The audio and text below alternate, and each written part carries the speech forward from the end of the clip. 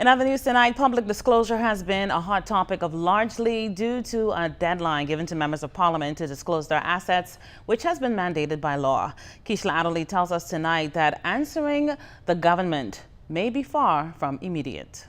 Little talked about until a pronouncement by Prime Minister the Honorable Dr. Hubert Minnis. The Public Disclosure Commission has been placed under the lens it's mandated to place on members of Parliament and their year-to-year finances. But scrubbing through the most recent documents will be anything but quick. We are, with regards to reviewing documents, I think we just finished 2014 or we're in the middle of 2015. So it's the declarations are coming in, but that don't mean that we will get to those. I think the public is really interested in those who would not have declared.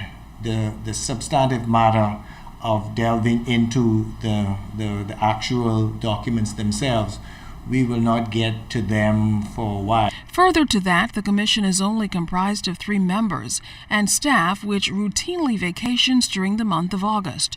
Lorota says the commission will likely meet in September, but that document assessments will be the extent of their work. If you read the act, the commission itself could take no action without the written consent of the Attorney General. So Joe Public may see, or Lorota and his commissioners, those who are going to be jailing people. We don't act as a power unto ourselves. This is going to be signed off by the Attorney General with regards to what happens. So I think the Prime Minister would have a closer relation to the Attorney General and the moving forward of this matter than us. At last report, there were 3 MPs who had not declared.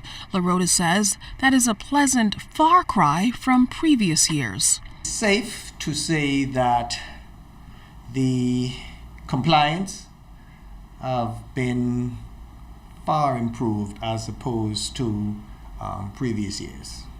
I mean, if you would realize that we got to this point, there were actually some members of Parliament who had not disclosed at all.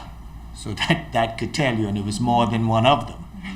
That should tell you that there were individuals that were blatant, I think, with the public outcry and the interest as displayed by the President, Prime Minister, and the statements that he has made, have seen that this year probably would be in terms of compliance, the highest in terms of percentage. Well, I've only been there 2 years, but in speaking to the secretary who has been there from, I think, 1976, he has informed us that this has probably been the highest in terms of percentage of compliance. Keishla Adderley, ZNS Network News.